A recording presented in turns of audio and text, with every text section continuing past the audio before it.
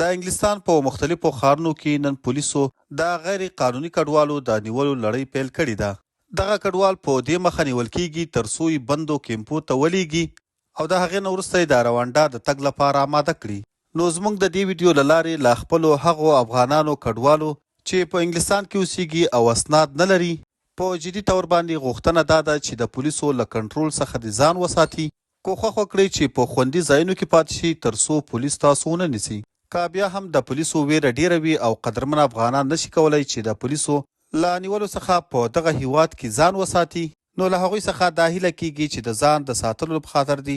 شاوخوا ملکونو ته ولاړ سي. هغه په دې معنی چې د روانډا غوندې غریب او بدبخته ملک ته ستاسو لیږل او هلته اوسېدل ستاسو راتلونکي ته په زیان باندې دی. نن ملګرو ملتونو او نورو نړیوالو ادارو د انګلستان د پولیسو په دغه رقم نیولو باندې سخت غبرګون ښوولی دی او ویلي دی چې د انګلستان د پولیسو د کډوالو سره داسې چلن او داسې نیول به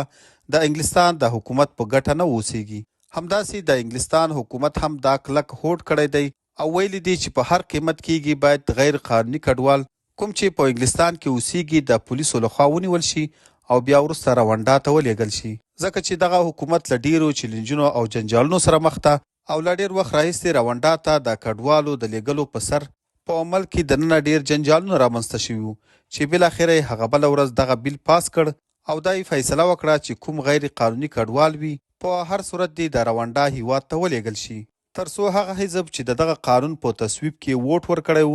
بریا ته ورسوي. نو له ټولو درنو او قدرمنو کډوالو افغانان هغه چې په انګلستان کې اوسیږي په درنښت هیله کیږي چې د پولیسو څخه په خوندي ځایونو کې اوسیږي او یا هم دننه په اروپا کې شاوخوا نورو هیوادونو ته ولاړ شي ترڅو د پولیسو له نیولو او روانډا ته د لیږلو څخه خوندي پاتې شي. هغه ملګري چې په انګلستان کې اوسیږي او له داسې کوم مشکل سره هم مخ وي نو موږ ته خامخا کمنټ وکړئ ترڅو موږ له تاسو سره